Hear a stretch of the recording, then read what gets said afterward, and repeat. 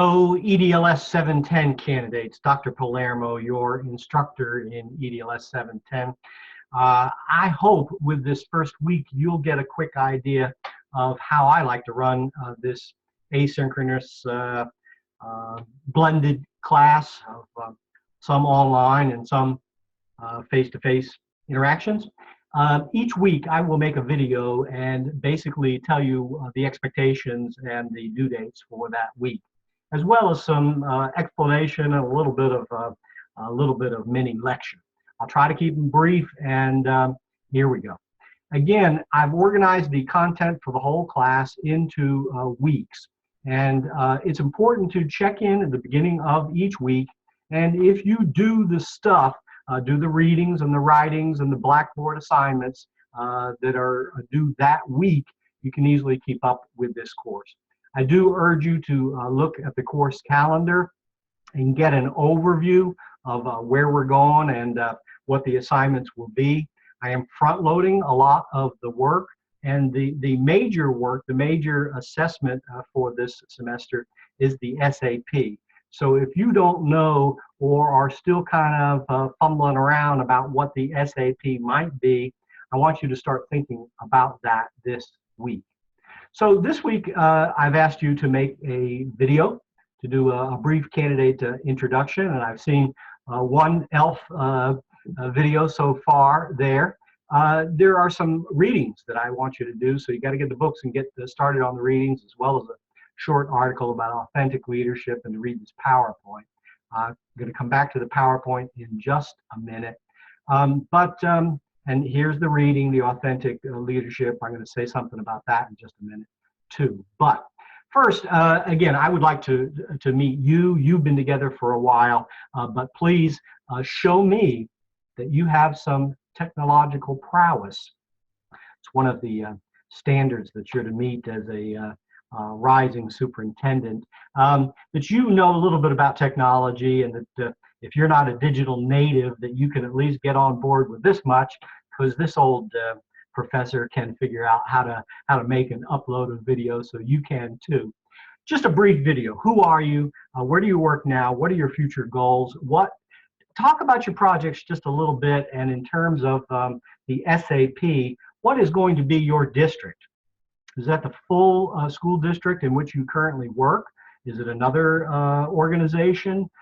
Is it perhaps an attendance area or a portion of a school district?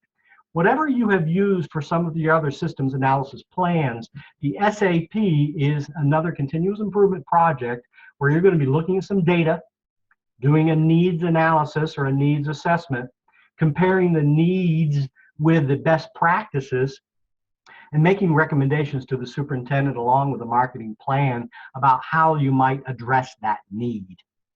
And I'll say more about this next week when we meet face-to-face in Goldsboro, but that's the big picture of the SAP. And you might come down here to course assessment and check out some of the other rubrics and other stuff about the systems analysis plan.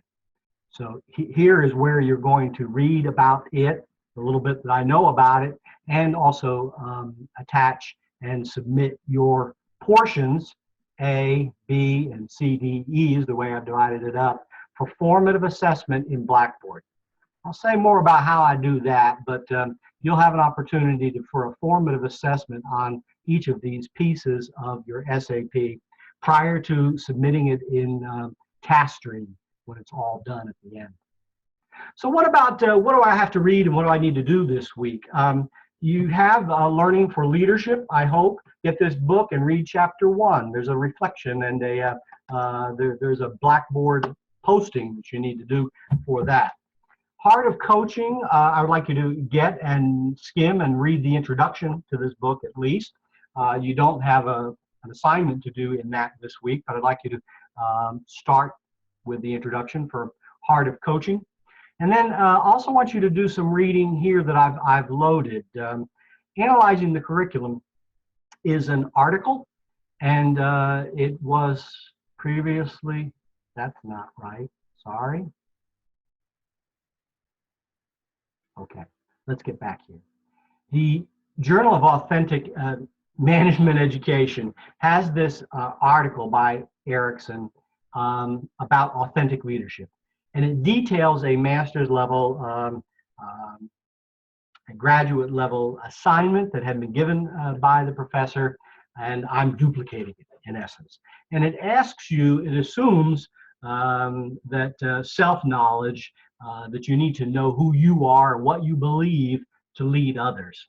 So I'm going to ask you, using the framework of that article and assignment, to load a belief statement, a value statement, and principles of leadership.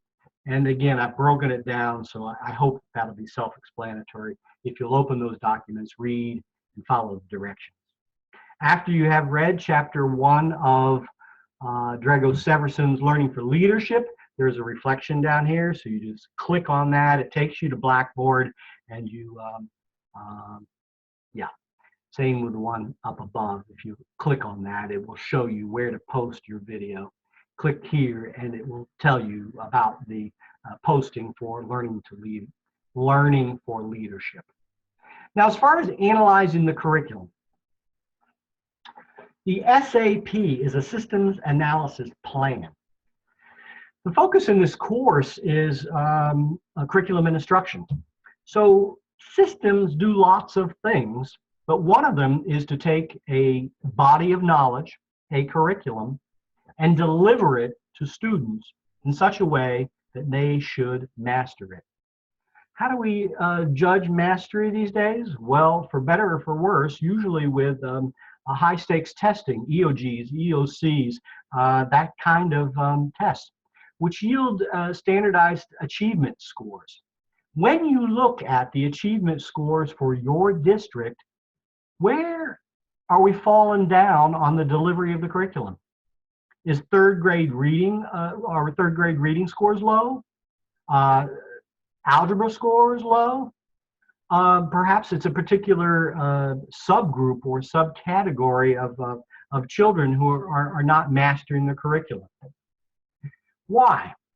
Well, my guess is that it often comes with the delivery of the curriculum, either not delivering what we're told to teach the children with fidelity. I will tell you some war stories about middle school and teaching pirates that aren't on the curriculum, but that's a side journey. At any rate, how well are teachers understanding and delivering the curriculum with fidelity such that the children are mastering it and demonstrating that mastery on standardized tests? Well, okay, let's see if I can get this open. I've stopped that share. Oh no. Here we are at the PowerPoint, which is loaded in your week 1 content, analyzing the curriculum. Stolen from elsewhere, but I think a good overview that gets you thinking about what is the curriculum. And the curriculum is scope and sequence, syllabus, content outline, standards, textbooks, course of study. And then there are some planned experiences, taking the kids to the zoo as an extension of the science curriculum, that we do plan. Then, unfortunately, there's also the hidden and null curriculum, which I want you to think about just a little bit. But mostly, I'm going to go on the assumption that our curriculum, that we're not spending a lot of time thinking deeply this 10 weeks about what is the curriculum and why is it the curriculum. You're given the curriculum from the state as the standard course of study. It's usually delivered to you in scope and sequence. Maybe you have syllabi in your particular district. Textbooks sometimes drive this through the standards. At any rate, I think the curriculum is pretty much defined for us. And a question might be whether we're delivering that curriculum. But don't spend a lot of time wondering what is the curriculum. It's there, and at least in our current state of affairs, Common Core, you know, is not going away tomorrow. That's what we're supposed to be teaching. Planned experiences do include field trips, concerts, and things too. Now, here's where I want you to delve in and think a little bit and read these slides and think about them, please. The curriculum that comes to us from the state is the official curriculum. The operational curriculum is what teachers are actually teaching in their buildings. I was shocked as a principal sometimes to go around in spring and March and April and find that some teachers had not completed their scope and sequence for the year. They haven't taught the whole curriculum. They rush to finish things at the end, and perhaps some concepts don't get taught as well as others. Is that the case in your building or in your district? Then the operational curriculum might be different from the official. Check it out too as far as what is the hidden curriculum. The operational curriculum, again, is defined as what is actually being delivered. The hidden curriculum, read about that as well. And the null curriculum, things that don't get taught. When my teachers were teaching pirates and having a wonderful pirate unit, it's because they weren't teaching something else that should have been taught that week. At any rate, curriculum analysis. And I'm going to I'm going to close the PowerPoint at this point and say,